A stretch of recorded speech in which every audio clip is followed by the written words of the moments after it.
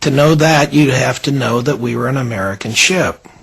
If you knew we were an American ship, you knew what frequencies we were going to be on because you knew what the fleet frequencies were. Duh! Hello! The attackers knew their target, but they were keeping their own identity well hidden.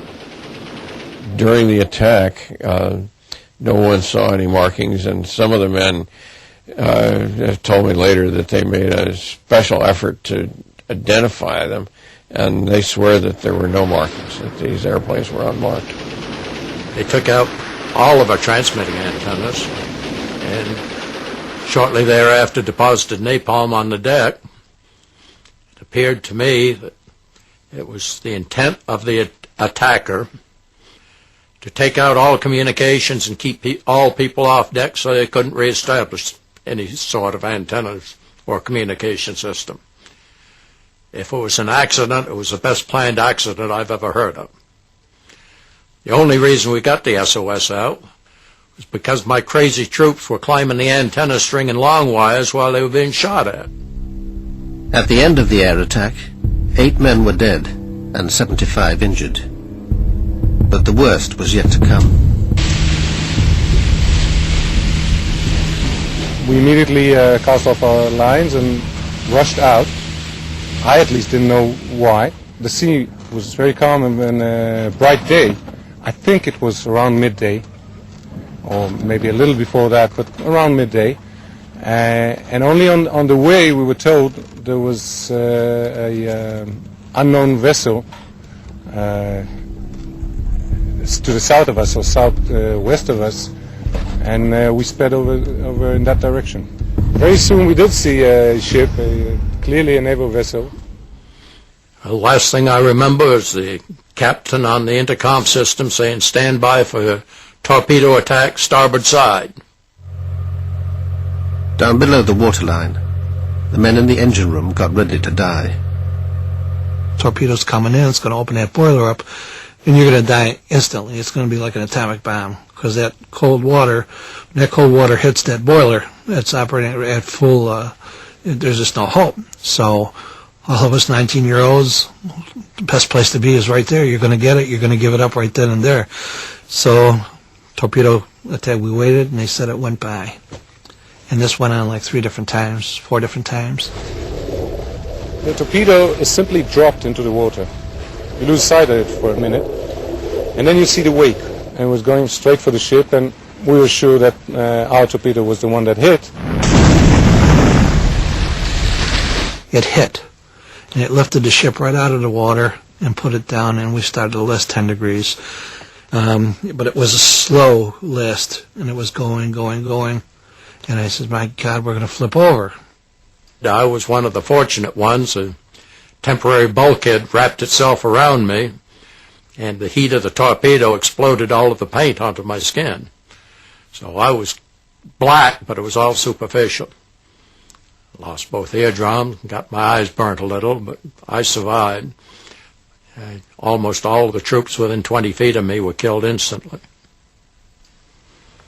We just went back to work and prayed that this thing was not going to flip over or if it was going to go down, and it didn't. That's about it for now. The Liberty was now paralyzed, her power and steering control lost. But her desperate SOS message had been picked up by the American 6th Fleet, 500 miles away off Crete. Retaliation was ordered for the attack. On the USS America, 2 bombers were readied while their fighter escort was launched. Those aircraft were brought forward, and I believe they were launched before we went into Condition November. Condition November meant that nuclear-armed A-4 bombers were to be used. Incredibly, the US was about to launch a nuclear strike against Egypt, the Liberty's presumed attacker. One of them was taxied forward to Cat 1, and it was it had like a shroud around the underside of the fuselage, and it had Marine guards escorting the A4. So that was a very unusual experience. I've never seen anything like that. There was a flash message, as I recall, from one of the carriers that said they had launched ready aircraft. The launching of ready aircraft, you understand, that is typically nuclear-armed aircraft. Cairo was about to be incinerated. The U.S. Embassy was told that an attack was coming. Richard Parker was the political consul. There was this message that the Navy was preparing to retaliate against Egypt for the attack on the Liberty. They thought that it was the Egyptians who attacked it. They were preparing to attack Egypt in response. A few minutes later, Tony Hart passed a Pentagon message through to the Navy. Recalled the aircraft. My first thought was, as well, we don't want to do mushroom clouds. The recall probably is to rearm the aircraft. About 10 minutes later, the USS America and Washington were connected by voice link. The Defense Secretary himself came on the line. McNamara directed COM 6 Fleet to recall the aircraft, and COM 6 Fleet said, "Are you sure?" And he said, "Absolutely certain. Recall the aircraft." The attack on the Liberty had triggered an extraordinary response. Nuclear-armed planes had been on their way to Cairo. A nuclear strike had been minutes away and had only just been averted. But it seems McNamara was also unwilling to send aircraft directly to help the Liberty. The fleet commander asked for permission to send a rescue flight of conventionally armed aircraft. The admiral was talking to McNamara and asking for permission to relaunch the ready aircraft, relaunch any aircraft. And McNamara said no, that no aircraft were to be launched. McNamara is the boss, you know. He doesn't have to explain why he says what he says.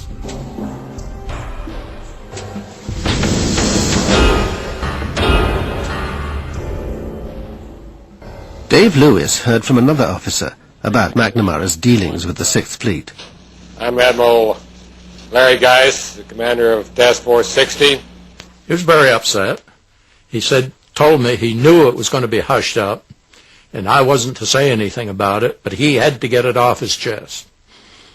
That he had sent aircraft and notified Washington, obviously via the Criticom network, because it got to Bob McNamara and Lyndon Johnson, and he had the aircraft recalled by Robert McNamara. So he said he reconfigured a flight of aircraft with aircraft incapable of carrying nuclear weaponry and relaunched it. He again notified Washington. Again, Robert McNamara ordered the aircraft recalled. He challenged the order, and Lyndon Johnson came on. Said he didn't give a damn if the ship sunk. He would not embarrass his allies. Robert McNamara has never fully discussed his role in the Liberty controversy. You recalled planes sent to rescue the Liberty. I'm absolutely certain that's false. You didn't send a signal to the 6th Fleet? Absolutely not. I don't know what the hell happened, and I haven't taken time to find out. But there are all of these claims that we sent planes, the planes were going out and we turned them around, and that we intentionally allowed the Israelis to sink the Liberty. I know nothing about it. While the 6th Fleet was launching and recalling its aircraft, the Liberty was still under attack by the Israeli torpedo boats. You could see these machine gun bullets going through and ricocheting off all the metal that was down there. And actually, some were going into the boiler. They're trying to explode the boiler, and they knew what they were doing. We basically were dead in the water. The word came down, prepare to abandon ship. That meant prepare only, go up and get ready, get near the life rafts. Well, I went up first, popped the hatch, looked out for the life rafts. They were either gone or burning. And at the same moment, I looked to the stern of the ship, and I saw one of the torpedo boats methodically machine gunning one of our life rafts that had floated back. We cut the life rafts loose because they were burning or had been damaged. And they floated back behind us, and he was machine gunning the life raft. And I knew